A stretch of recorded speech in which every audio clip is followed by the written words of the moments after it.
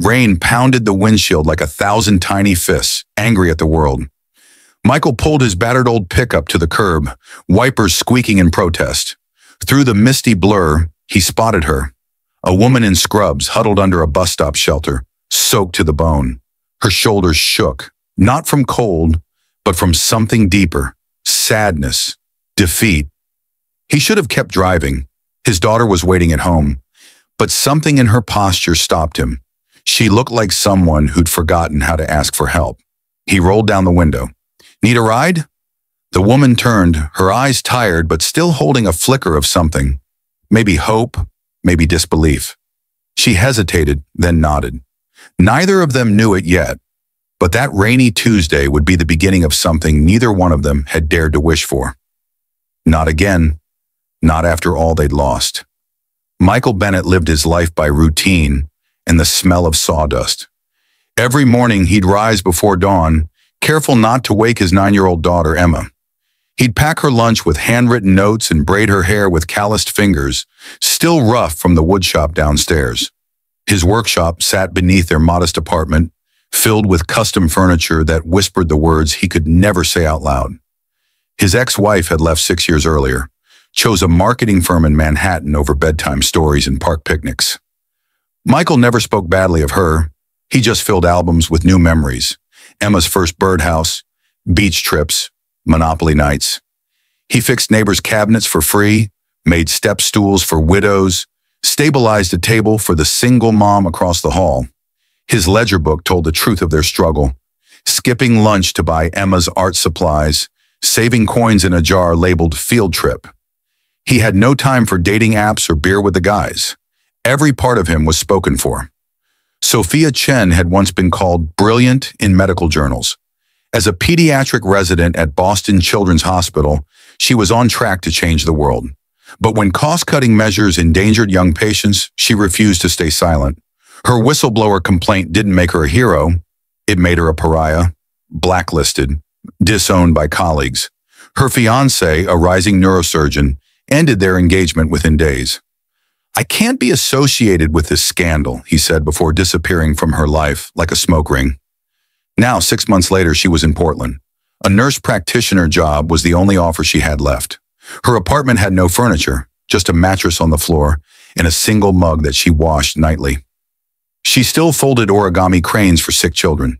She still remembered every name. But her bank account was nearly empty, and her phone had died hours ago. That night, standing in the cold rain, she felt like the last leaf on a dying tree, barely holding on. Inside the truck, the heater wheezed and struggled, but did its best. Sophia sat stiffly, dripping water onto the floor mat. Michael didn't pry. "Michael Bennett," he said softly, eyes on the road. She nodded, unsure if she should return the favor. Silence settled between them, broken only by the radio's soft acoustic guitar and the rhythmic squeak of windshield wipers. Then his phone rang. "Hey, Pumpkin," he said, voice softening. "Science homework again?" He struggled to explain evaporation. Sophia leaned forward. "Imagine the sun giving water molecules little wings so they fly up," she said gently into the speaker. "Then when they get cold, they fall back down as rain." A small voice on the other end squealed, "Oh, I get it." Michael smiled, not just with his mouth, but his whole being. Sophia leaned back, silent again, but something unspoken passed between them. The first stitch in a tapestry neither of them knew they were weaving. 3 days later, Michael got a call from Emma's school. Playground fall, minor concussion, recommended ER visit. His heart kicked into overdrive as he raced through traffic, white-knuckled at every red light.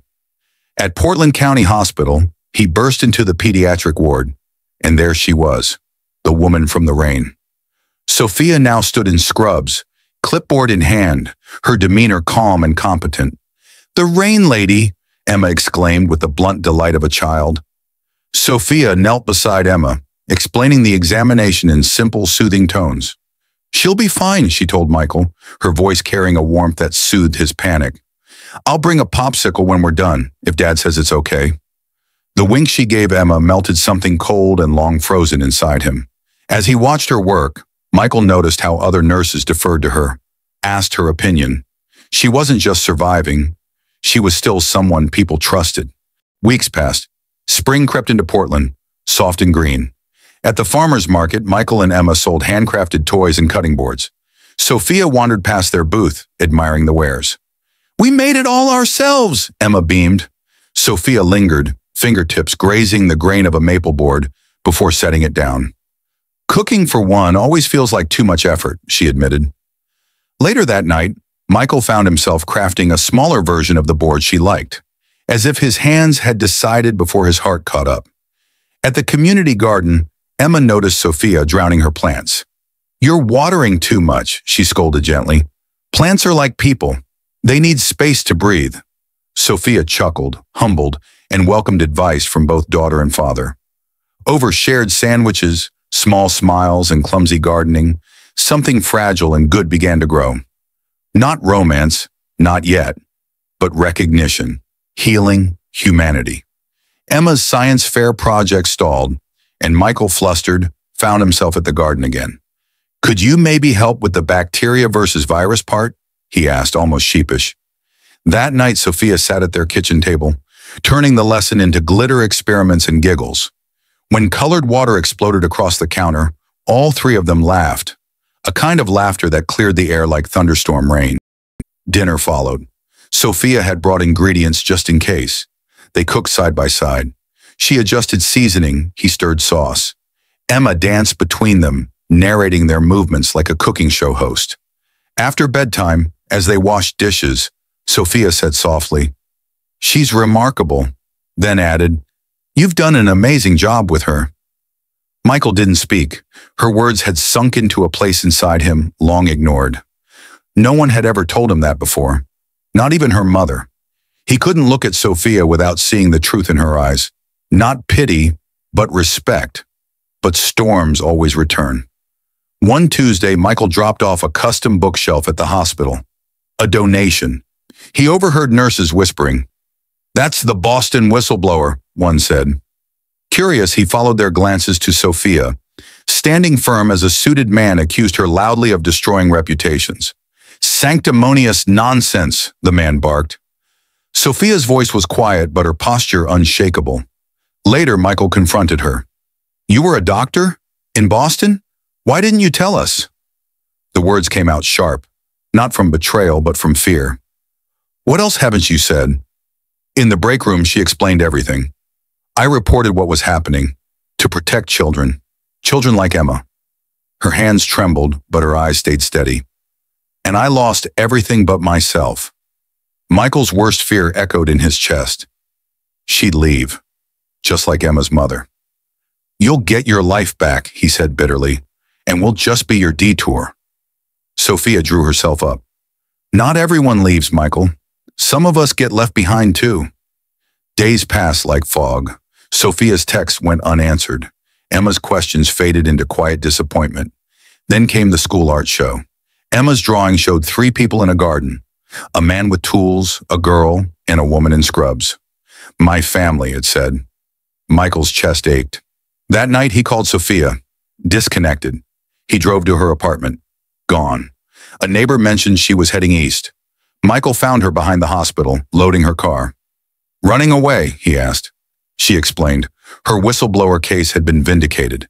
The hospital board fired the old administration. They'd offered her reinstatement. "You were right," she said. "I've been offered everything back." "And we were just—" "What?" Michael snapped. "A soft place to land?" Her eyes flashed. "Number U were the first place I felt like home." Emma's drawing fell from his coat. She picked it up but didn't look at it. "She deserves someone who stays," Sophia said. And then she was gone. The world kept spinning, but slower. Then Emma fell ill. Fever. Lethargy. Emergency room. Michael clutched her hand in the waiting room, panic rising. Then Sophia appeared. Confident, composed, competent. "Possible meningitis," she told the attending. "Let's start antibiotics now." The staff obeyed without hesitation. Hours later, Emma stabilized. In the quiet of the nurse's station, Michael found her. "Thank you," he said. "I took an oath," she replied, "to help anyone who needs care." He noticed the Portland badge still clipped to her scrubs. You turned Boston down, didn't you? She nodded. Success means nothing if I'm not where my heart is. She explained how she donated her settlement to a patient fund. Her phone was off because she couldn't pay the bill. She'd never planned to leave Portland. I pushed you away because I was afraid, Michael admitted. Afraid you'd leave. Afraid I needed you too much. She said nothing, but he could see her forgiveness before she spoke. Outside the hospital, Emma asked, "Are you two friends again?" A child's question, heavy with meaning. Sophia smiled. Sometimes grown-ups forget what matters, sweetheart, but we remember when it counts. A week later, Michael and Emma knocked on Sophia's new apartment door. In his hands was the medicine cabinet she'd once admired. Hand-carved cherry wood with a caduceus symbol in tiny compartments. Inside was a note. Healers need healing too. Sophia's eyes welled up. We made you something, Emma said proudly, and Dad burned spaghetti. Sophia laughed, then looked at Michael. Building something real takes patience, she said. He nodded.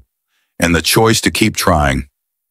6 months later, her apartment had Michael's work on the walls and Emma's drawings on the fridge. They built a small clinic beside his workshop. Sunday dinners became a ritual. 1 year after that rainy meeting, the three of them stood under one umbrella, different sizes of rain boots by the door, muddy from the garden.